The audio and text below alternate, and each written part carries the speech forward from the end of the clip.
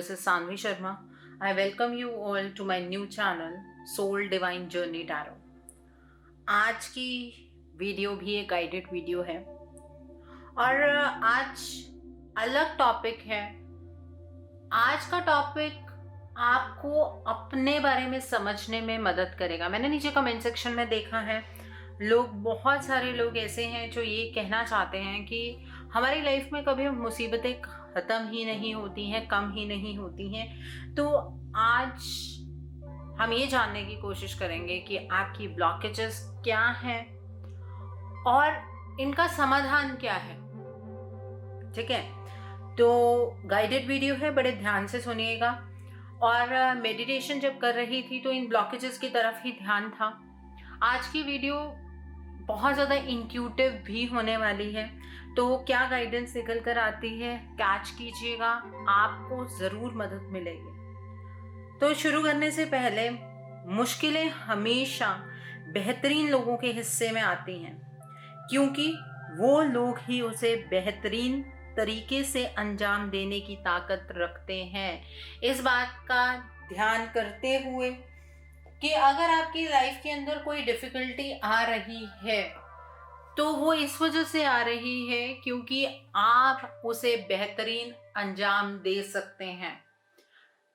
जो लोग अपनी लाइफ में भागते हैं, अपनी मुसीबतों से भागते हैं, उन्हें फेस करने की हिम्मत नहीं रखते हैं और अपने जो तथ्य है उस पर अडिग नहीं रहते हैं, वो लोग अपनी ज़िंदगी में सक्सेस दूर दूर तक नहीं पा सकते हैं। मैंने जैसे कि बताया था कि आज बहुत ही इंट्यूटिव वीडियो होने वाली है, तो कार्ड शफल करने से पहले ही जो जो चीज़ें मेडिटेशन में आई हैं आज पहले मैं आपसे वो शेयर करना चाहूँगी। देखिए, हमारे ज़िंदगी के अंदर ब्लॉकेजेस बहुत सारी होती हैं। हर एक पल की ब्लॉकेज है। आज अगर जिसे आप खुशी मान रहे हैं, कल को वो ही आपके एक दुख का कारण बन सकता है। जैसे कि मैंने बहुत सारी वीडियोस में बोला है, दुख और सुख सिर्फ आपका एक एहसास है। आप किसी पर्सन पर रिलाई करके अपनी खुशियां नहीं ढूंढ सकते हैं। अगर आप ये सोचते हैं कि आप अपने लिए नहीं जीते हैं और किसी और पर्सन के लिए जीते हैं, वो पर्सन कोई भी हो सकता है, आपका लाइफ पार्टनर हो सकता है, आपके मॉम डैड हो सकते हैं, आपके फ्रेंड्स हो सकते हैं, या कोई ऐसा जिससे आप बेइंतहा मोहब्बत करते हैं, ऐसा भी कोई पर्सन हो सकते हैं। उस पर्सन के ऊपर डिपेंड होकर आप अपनी ज़िंदगी को नहीं काट सकते हैं। इस बात को मान लीजिए। अकेले आए हैं, अकेले जाना है। बट इस तथ्य को कहना बहुत आसान है, पर अपनी नॉर्मल ज़िंदगी के अंदर हम इस तथ्य को बिल्कुल भी महसूस नहीं करते हैं। ठीक है, और जिन लोगों की ज़िंदगी बहुत टफ होती है, उन्हें वक्त वक्त पर इस चीज़ का एहसास होता है कि वो जितना ज़्यादा दूसरों के लिए करने की कोशिश करते हैं, उतना ही वो लोग उन्हें हर्ट करते हैं। जब आपकी ज़िंदगी में ऐसा सब कुछ हो रहा है, तो ईश्वर आपको ये गाइडेंस दे रहे हैं कि खुद को समझने की कोशिश कीजिए। आप कहीं ना कहीं खुद को नहीं समझ पा रहे हैं, इस वजह से आपकी ज़िंदगी में ये सारी चीज़ें हो रही हैं। और एक चीज़ और मैं आपको यहाँ पर कहना चाहूँगी कि आप रिस्पॉन्सिबिलिटी की अगर बात करते हैं, तो रिस्पॉन्सिबिलिटी सिर्फ और सिर्फ आपकी अपने पेरेंट्स के प्रति नहीं है, आपकी अपने बच्चों के प्रति नहीं है, आपकी अपनी वाइफ के प्रति नहीं है।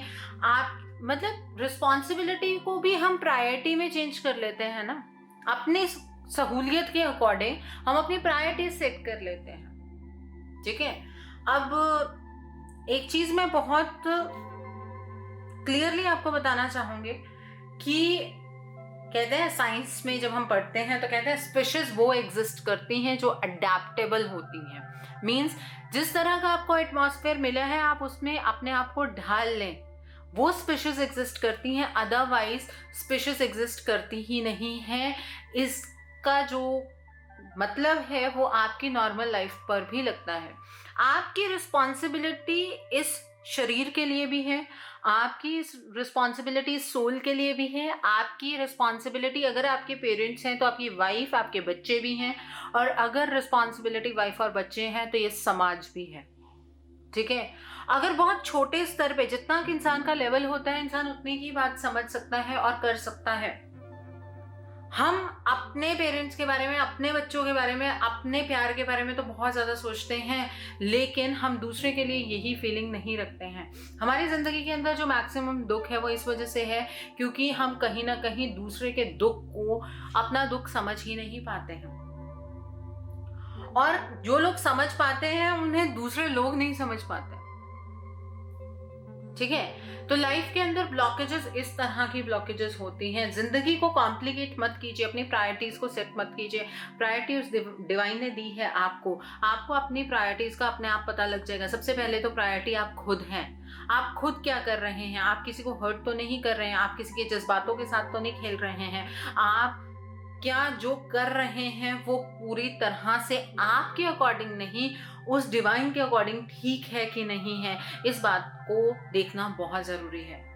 और जो इम्पैक्ट्स होते हैं वो अपने शब्दों का बहुत संयम से प्रयोग करते हैं। किसी भी इम्पैक्ट की एनर्जी को चैलेंज मत कीजिएगा। मैं ये नहीं कह रही हूँ कि आपको डरने की ज़रूरत है, आपको डरने की ज़रूरत नहीं है।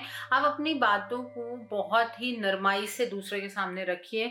कई बार ऐसा होता है कि किसी इंसान का कनेक्शन डिवाइन के साथ इतना स्ट्रांग होता है, एक नॉर्मल इंसान का भी हो सकता है और उसको पता ही ना हो कि वो एक एम्पैथ है, वो एक साइकिक है, उसको पता ही ना हो, ऐसे भी हो सकता है। इसलिए शब्दों का चुनाव बहुत सोच समझ के कीजिए। कई बार ऐसा हो जाता है कि हम ऐसे एक इंसान को कुछ ऐसे शब्द बोल देते हैं जहां पर हम दूसरे से अपने आप को सुपीरियर समझते हैं, बट इन फ्यूचर हमें उन सारी चीज़ों का भुगतान करना पड़ता है और हम ऑन द स्पॉट तो कह देते हैं कि हम भुगत लेंगे, जो होगा देखा जाएगा। ठीक है, जब वो देखने की बारी आती है तो आपके पास कोई रास्ता नहीं मिलता है। दूसरे इंसान को गलत समझना बहुत आसान है, उसके पॉइंट ऑफ व्यू को समझना बहुत डिफिकल्ट है। इस बात को मानिए या ना मानिए, आप जिस भी पर्सन के साथ जुड़े हुए हैं, जिसके लिए भी टैरो रीडिंग्स देखते हैं, जिस भी पर्सन को लेकर बहुत ज़्यादा आप इनसिक्योर हैं, उस पर्सन को कहीं ना कहीं आप अपने सामने झुकाना चाहते हैं, अपनी शर्तों के सामने झुकाना चाहते हैं। लेकिन अगर आप किसी पर्सन से प्यार कर रहे हैं, किसी पर्सन को कोई कमिटमेंट दे रहे हैं, चाहे वो आपके मॉम डैड हो, चाहे कोई ऐसा पर्सन हो जो आपकी ज़िंदगी में बहुत ज़्यादा इम्पोर्टेंस रखता है, तो उस पर्सन को चेंज करने की बजाय, ठीक है, उसके स्टेटमेंट्स को गलत लेकर जाने की बजाय उस पर्सन की बात को सुनने की कोशिश कीजिए, वो पर्सन क्या कहना चाह रहा है। आजकल जो हमारी ज़िंदगी के अंदर जो बहुत ज़्यादा बीमारियां हैं वो एंजाइटी, टेंशन, आजकल बहुत इजीली वर्ड्स यूज होता है, साइकोपैथ्स, ठीक है, साइकिक बीमारियां, साइकोलॉजिकली, आई मीन टू से साइकोलॉजिकली जो बीमारियां होती हैं वो बहुत ज़्यादा हो रही हैं। उसका रीज़न क्या है? हम एक छोटी सी बात को बहुत ज़्यादा बढ़ा देते हैं, इस कारण आजकल मिसअंडरस्टैंडिंग्स भी बहुत ज़्यादा है। ठीक है, चीज़ों को नॉर्मली लेना सीखिए अपने ज़िंदगी के अंदर, और जितने आपके रिश्ते हैं उनकी कदर कीजिए, बिकॉज जो भी रिश्ते हैं वो वैल्यूबल हैं। अगर आज आप अपने आप से किसी को डिटैच कर रहे हैं, ठीक है, हो सकता है कि कल जब आप उसकी ज़िंदगी में वापस आए, वो इंसान आपके लिए वेट ही ना कर रहा हो। जैसे कि बहुत सारे लोगों के पार्टनर्स के साथ ऐसा हो रहा होगा कि आप लोग अभी उनका इंतज़ार कर रहे हैं और जब आपके पार्टनर वापस आएंगे तो आप वहाँ शायद नहीं होंगे। ठीक है, तो इसलिए रिश्तों में मिसअंडरस्टैंडिंग की एनर्जीज़ को अवॉइड कीजिए, ये ब्लॉकेजेस हैं, और अपने आप को सुपीरियर फील करवाना बंद कीजिए। और एक चीज़ और है, अगर आप अपने पार्टनर से किसी भी टर्म में सुपीरियर हैं तो अपने पार्टनर को इन्फीरियरिटी कॉम्प्लेक्स मत दीजिए। और अगर आपके पार्टनर ने आपके साथ अपना एक इन्फीरियरिटी और सुपीरियरिटी कॉम्प्लेक्स बना ही लिया है, उसमें आप हेल्पलेस है, उसमें आप कुछ नहीं कर सकते, आप दूसरे की मेंटालिटी को चेंज नहीं कर सकते हैं, उसको ईश्वर खुद ही सद्बुद्धि दें तो वो बहुत बड़ी बात होगी। ठीक है, तो यहाँ पर जो मैं कहना चाह रही थी आपको थ्रू इंट्यूटिव माइंड की विनम्र हो जाइए, जो हो रहा है, जैसा हो रहा है, एक्सेप्ट कर लीजिए। अगर आप अपने लिए एक्सेप्टेंस रखेंगे तभी अपने पार्टनर के लिए, तभी अपने पेरेंट्स के लिए, तभी अपने बच्चों के लिए कुछ कर पाएंगे। अगर आप एक्सेप्टेंस ही नहीं रखेंगे, आपकी अपनी लाइफ में बहुत ज़्यादा रेजिस्टेंस है, तो डेफिनेटली आप बच्चों के लिए कुछ नहीं कर पाएंगे, सोसाइटी के लिए कुछ नहीं कर पाएंगे, पेरेंट्स के लिए कुछ नहीं कर पाएंगे, हस्बैंड वाइफ के लिए कुछ नहीं कर पाएंगे डेफिनेटली। ठीक है, ईगोइस्टिक एक वर्ड है, और बहुत सारे लोग, अगर मैं आप में से ही किसी को कहूँ कि आप ईगोइस्टिक हैं, आप नहीं मानेंगे। ये ईगो दूसरे को फील होती है, आपको खुद को फील नहीं होती। ठीक है, तो ये ईगो का आ जाना वो तब आता है जब आपको फीलिंग ऑफ इनसिक्योरिटी होती है। आजकल बॉयफ्रेंड गर्लफ्रेंड्स या फिर लव वंस के बीच में लड़ाइयाँ किस चीज़ को लेकर है? शक। ये शक आया कहाँ से? पहले तो ऐसा नहीं होता था, अब ये शक इतना ज़्यादा क्यों बढ़ गया? क्योंकि मन में तृप्ति नहीं है, मन में तृप्ति नहीं है। और जो लोग आज भी इजी गोइंग हैं, उनको किसी के आने जाने से उतना खास फर्क नहीं पड़ता है। इजी गोइंग का मतलब ये नहीं है कि वो उनके अंदर जज्बात नहीं है। इजी गोइंग का मतलब वो लोग जो एक्सेप्टेंस रखते हैं, उन्हें ज़्यादा किसी चीज़ को लेकर फ़र्क नहीं पड़ता है। वो दूसरे वाले पर्सन को 1 चांस, 2 चांस, 3 चांस देते हैं, तीसरे चांस के बाद वो दूसरे पर्सन को चांस देते ही नहीं हैं। ठीक है, फिर चाहे उनकी ज़िंदगी जिस मर्जी तरह से चल रही हो, लेकिन वो जिस टर्म्स तक हर्ट हो जाते हैं, जो लोग बहुत ही दूसरों के बारे में सोच के चलते हैं, और अगर उनको हर्ट कर दिया जाए तो जो उनके आसपास की एनर्जी होती है ना, वो कहीं ना कहीं आपको इफेक्ट करना शुरू कर देती है। इसलिए शब्दों का चुनाव बहुत तरीके से करें, इस चीज़ को समझना बहुत ज़रूरी है। और ये मत सोचिए आप कि अगर आप किसी को कुछ गलत शब्द कह रहे हैं और दूसरा पर्सन आगे से कुछ भी आपको नहीं कह रहा है, वो एक पॉइंट तक होता है, उसके बाद वो पर्सन सामने से रिटेलिएट करता है और तब आपकी ईगो हर्ट हो जाती है। ठीक है, तो ये ब्लॉकेजेस हैं, ये जिंदगी के अंदर हम गलतियां करते जा रहे हैं। तो अब कार्ड से देखते हैं हमारी बेसिक ब्लॉकेजेस क्या हैं और उन्हें ठीक कैसे करना है। उसके बारे में तो मैंने अभी आपको इंट्यूटिव मैसेजेस से ही बताया है। तो अब यहाँ पर देखते हैं कि किस तरह से हमने अपनी ज़िंदगी के अंदर ब्लॉकेजेस खड़ी कर रखी हैं और किस तरह से उन्हें ठीक करेंगे। देखिए, पहला ही कार्ड डिसकंटेंटमेंट का है, ट्रांसफॉर्मेशन का है, बेस चक्रा का है, and bottom of the deck emotional loss का है। तो अब अगर मैं इस वीडियो के बारे में बात करूं, सबसे पहले तो थैंक यू डिवाइन, जो भी आज एक्सपीरियंस हुआ मेडिटेशन के अंदर या एक्सपीरियंस हुआ अपनी क्लैरिटी के लिए, उसमें जो चीज़ें निकल कर आई हैं वही यहाँ कार्ड्स में नजर आ रहे हैं। डिसकंटेंटमेंट एंड बोर्डम का कार्ड है, ट्रांसफॉर्मेशन का कार्ड है, बेस चक्रा का कार्ड है, एंड इमोशनल लॉस का कार्ड है। हमारी जिंदगी की सबसे बड़ी जो ब्लॉकेज है वो ये है कि सैटिस्फेक्शन की एनर्जी हमें कभी भी नहीं मिलती। हम पहले एक इंसान के पीछे भागते हैं, जब वो इंसान हमारे पास आ जाता है तब हम उसके ऊपर शक करते हैं, और जब हम इंसान के ऊपर शक करते हैं तो हमें ऐसा लगना शुरू हो जाता है कि जिंदगी तो रुक गई है, जिंदगी तो हैंग हो गई है, हम तो बोर हो गए हैं, हमारी जिंदगी तो जैसे पहले थी वैसी बहुत अच्छी थी। मैंने कहा ना, स्पीशीज वो एग्जिस्ट करती हैं जो अडेप्टेबल होती हैं, वो यहाँ बिल्कुल क्लियरली समझ आ रहा है। एंड बहुत हैरानी की बात है, देखिए ये 4 कार्ड है, मतलब 4 नंबर है, ये 3 + 1 4 है, और ये 6 है। ये जो कार्ड है ये बताएंगे कि लास्ट में हम अपने साथ क्या गड़बड़ कर लेते हैं।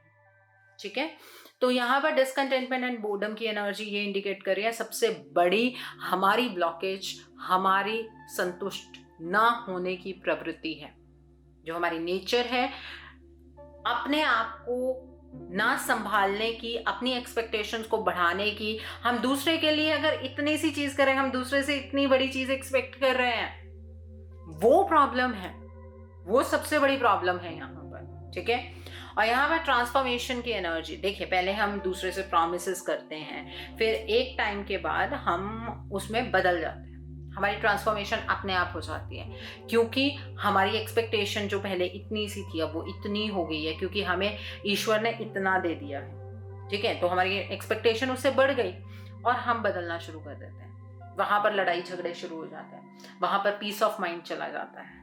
ठीक है, और जब ये ट्रांसफॉर्मेशन होती है तो रिश्ते बिगड़ने शुरू हो जाते हैं, आरोप एक दूसरे के ऊपर लगाना शुरू कर देते हैं। ठीक है, बात ये नहीं है कि हम अपने आप को नहीं समझने की कोशिश कर रहे हैं, हम इन्फीरियरिटी कॉम्प्लेक्स में आ गए हैं। हम दूसरों को देखकर कहीं ना कहीं अपने आप को इन्फीरियर समझना हमने शुरू कर दिया है। हम इस चीज़ को लेकर बिल्कुल नहीं सोचते हैं। सिर्फ अगर सोचते हैं तो ये सोचते हैं कि ट्रांसफॉर्मेशन मीन्स दूसरा पर्सन बदल गया है, हम ये सोचते हैं। ठीक है, उसके बाद क्या होता है, हमारा बेस चक्र सबसे पहले इफेक्ट होना शुरू हो जाता है, सेल्फ कॉन्फिडेंस जाना शुरू हो जाता है, रिश्ता टूट रहा है नजर आ रहा होता है। जिस भी इंसान के साथ हम डील कर रहे होते हैं उसके साथ हमारी डीलिंग खराब होनी शुरू हो जाती है। हमें ये दिख रहा होता है कि वो पर्सन हमसे दूर चला जाएगा, आज चला जाएगा, कल चला जाएगा, इस तरह की फीलिंग हमें आनी शुरू हो जाती है। एंड अल्टीमेटली हमारा बेस चक्र हार्म हो जाता है। और जब हमारा बेस चक्र हार्म हो जाता है उसके बाद हमारे ऊपर वाले सारे चक्रस इम्बैलेंस में चले जाते हैं। एंड ये चीज, ये इम्बैलेंस मैंने भी अपनी लाइफ में एक्सपीरियंस किया है,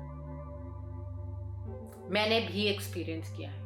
आज की मेडिटेशन करने का मतलब ही ये था क्योंकि आज ये चीज मैंने भी एक्सपीरियंस की थी, बट वो किसी और रीजन की वजह से थी, वो इस रीजन की वजह से नहीं थी। और मैंने उस चीज को संभाला और उसके बाद मुझे ऐसा लगा कि गाइड्स कुछ गाइडेंस देना चाहते हैं आज।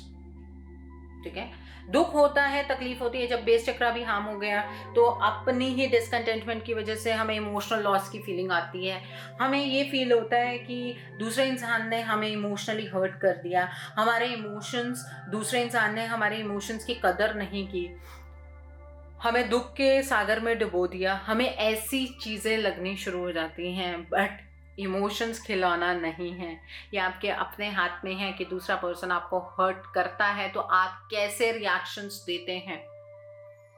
आई नो इस इम्बैलेंस को संभालना बहुत डिफिकल्ट होता है, लेकिन इस इम्बैलेंस से निकलने का एक बहुत स्ट्रॉन्ग तरीका है कि अपने आप को पहले तो डिवाइन के सामने सरेंडर कर दीजिए। उसके बाद जो दूसरा पर्सन है जिसने आपको हर्ट किया है उससे एक, जैसे होता है ना, बेचारे वाली स्थिति में देखिए। वो पर्सन देखिए कि उसको कितनी पेन हो रही है, वो आपको हर्ट कर रहा है। इस चीज को दूसरे पर्सपेक्टिव से देखने की कोशिश कीजिए। आपको क्या लगता है कि अगर कोई आपको हर्ट कर रहा है तो दूसरे पर्सन को हर्ट नहीं होता? होता है, बिल्कुल होता है। ठीक है, अब आपके रिएक्शन पे डिपेंड करता है कि आप उसकी हर्ट को कम करना चाहते हैं कि उसकी हर्ट को बढ़ाना चाहते हैं। अगर आप इस पर्सन को परेशान होकर आगे से आगे रिएक्शन देंगे, ये पर्सन और ज्यादा आगे से आपको हर्ट करने की कोशिश करता जाएगा। तो अप्लाई अ ब्लॉकेज, ब्लॉकेज अपने लिए नहीं, दूसरे पर्सन, एक ब्लॉकेज लगा दीजिए। देखिए, दो फीलिंग्स होती हैं जिंदगी के अंदर जो कि इंटेंसिव फीलिंग्स होती हैं। एक होती है प्यार की, एक होती है नफरत की। बहुत सारे लोगों के नीचे कमेंट्स आते हैं, मेरे दूसरे चैनल सोलफुल जर्नी पर भी कमेंट्स आते हैं कि मैम हमारे पर्सन ने हमें ब्लॉक कर दिया। ठीक है, अब मैं आज इस चीज का जवाब दूंगी कि ब्लॉक क्यों किया जाता है, इमोशनली क्यों ब्लॉक किया जाता है।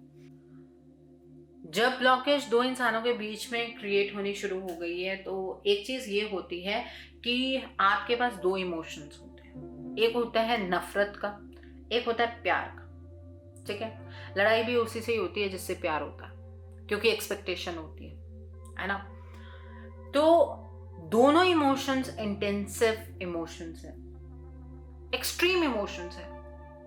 या तो आप किसी से बहुत ज्यादा प्यार करते हैं या आप धीरे धीरे धीरे धीरे उससे नफरत करना शुरू कर देते हैं। ठीक है, अब जो इंसान प्यार और नफरत के बीच में अटकते हैं उनकी जिंदगी में सबसे ज्यादा प्रॉब्लम्स होती है।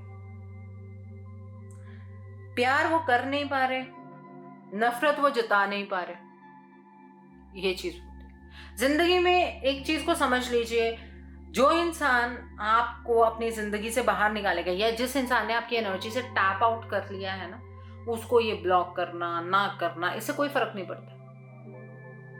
ठीक है, क्योंकि वो आपकी एनर्जी से ही बाहर निकल गया है, उसको कोई फर्क नहीं पड़ेगा। वो आपके लिए कुछ भी ऐसा शो नहीं करेगा कि उसको कोई फर्क पड़ रहा है। ठीक है, क्योंकि दो इमोशंस में से उसने एक इमोशन को पहले जिया होता है, सेकेंड इमोशन में वो धीरे धीरे आता है, थर्ड में आपके लिए इमोशंस ही खत्म हो जाते हैं उस पर्सन के। इस बात को लेकर चलिए, ये ही प्रकृति है, ये ही नेचर दी है ईश्वर ने। जो इसके बीच में होता है ना, वो सब कंफ्यूजन होती है, वो सब इल्यूजन होती है। ठीक है, तो इस चीज को समझने की कोशिश कीजिए। यहाँ पर भी ये चीज आई है। आई होप मेरे इंट्यूटिव मैसेजेस आपके काम आएंगे, आपकी जिंदगी को बेहतरीन बनाएंगे। मुझे नीचे कमेंट सेक्शन में जरूर बताइएगा आपको वीडियो कैसी लगी है। इतनी अच्छी अच्छी बातें मैंने आपको बताई हैं। चैनल को प्लीज़ शेयर ज़रूर कीजिए। बहुत सारे लोग हैं जो अपनी ज़िंदगी में बहुत परेशान हैं, उनके बहुत सारे सवालों के जवाब उन्हें नहीं मिलते हैं। तो आई होप कि सबको अपने सवालों के जवाब मेरे इस चैनल के थ्रू मिले। So do share my channel also. अगर आप मेरी रीडिंग से इन्फ्लुएंस्ड हैं और किसी पर्सनलाइज प्रॉब्लम का सॉल्यूशन मुझसे चाहते हैं, तो आप अपनी पर्सनलाइज रीडिंग मेरे साथ बुक कर सकते हैं। ये बुकिंग आप मेरे व्हाट्सएप के थ्रू या मेरी ईमेल आईडी के थ्रू कर सकते हैं। मेरा व्हाट्सएप नंबर और ईमेल आईडी स्क्रीन पर फ्लैश होंगे। जिन लोगों ने अभी तक मेरे चैनल को सब्सक्राइब नहीं किया, प्लीज़ मेरे चैनल को सब्सक्राइब कर लीजिए और बेल आइकन को प्रेस करना मत भूलिएगा, जिससे कि आपको नए नए वीडियोज़ की नोटिफिकेशन मिलती रहे। So thanks for watching, see you soon.